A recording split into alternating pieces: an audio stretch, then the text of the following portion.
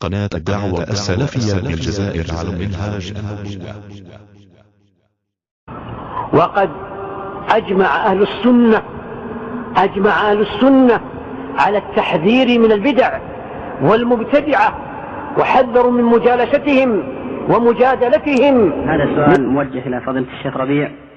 يقول السائل: معلوم أن الشيخ محمود شاكر قد ناصح سيد قطب في 4 مقالات، فهل أقام عليه الحجة التي يستحق بها التكفير لقوله بخلق القرآن وإنكار العلو ولعنه موسى وآدم عليهما السلام؟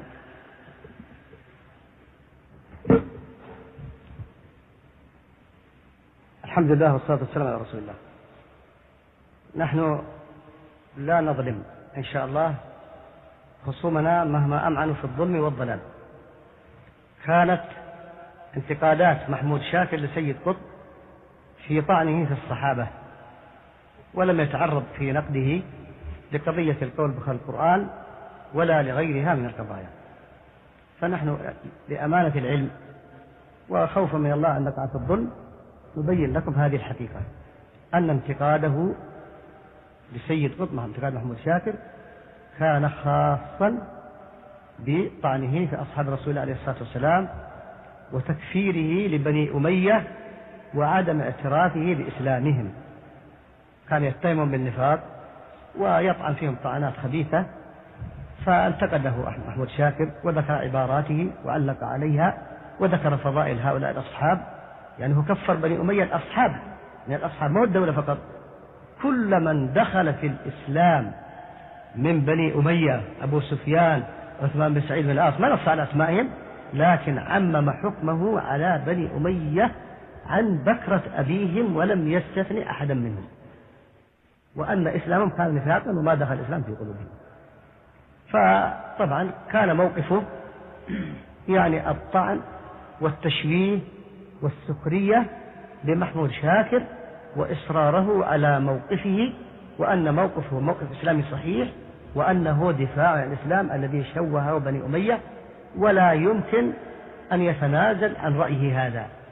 فأصر على موقفه من الطعن في أصحاب رسول الله عليه الصلاة والسلام، ثم تصرف شيئا من التصرف، أجبر على هذا التصرف، فحدث أبا سفيان وحدث هند وحدث عمرو بن العاص وأبقى معاوية، والطعون التي أدارها على بني أمية أبقاها أيضا، والعامة أبقاها، واستمر يطبعها الطبعة تلو الطبعة إلى أن مات، ثم تناولها بعده الإخوان المسلمون وأخوه، وتولوا نشر وطبع هذه الكتب، منها العدالة الاجتماعية التي طعن فيها في أصحاب رسول الله عليه الصلاة والسلام ونادى فيها بالاشتراكية الغالية وكفر فيه الأمة، ثم سائر كتبه. أما قضية طعنه في نبي الله موسى وقول بخلق القرآن فهذه لا تحتاج في نظري إلى إقامة حجة، لأن الحجة فيها قائمة بذاتها. فعند المسلمين وعند اليهود وعند النصارى وحتى يمكن عند الهنادك يعني يعرفون مقام موسى عليه الصلاة والسلام، ويعرفون أنه نبي كريم، وما أظنهم يسخرون به كما سخر منه السيد قطب، عامله الله بما يستحق. والسلف كفروا من ينتقص نبيا من الأنبياء ولا يقبلون له عذر أبدا، فإن هذا من البديهيات التي يعرفها حتى أجهل الناس، فكيف بالسيد قطب؟ فلا يشترط أن تقام عليه الحجة في الأمور التي تخفى.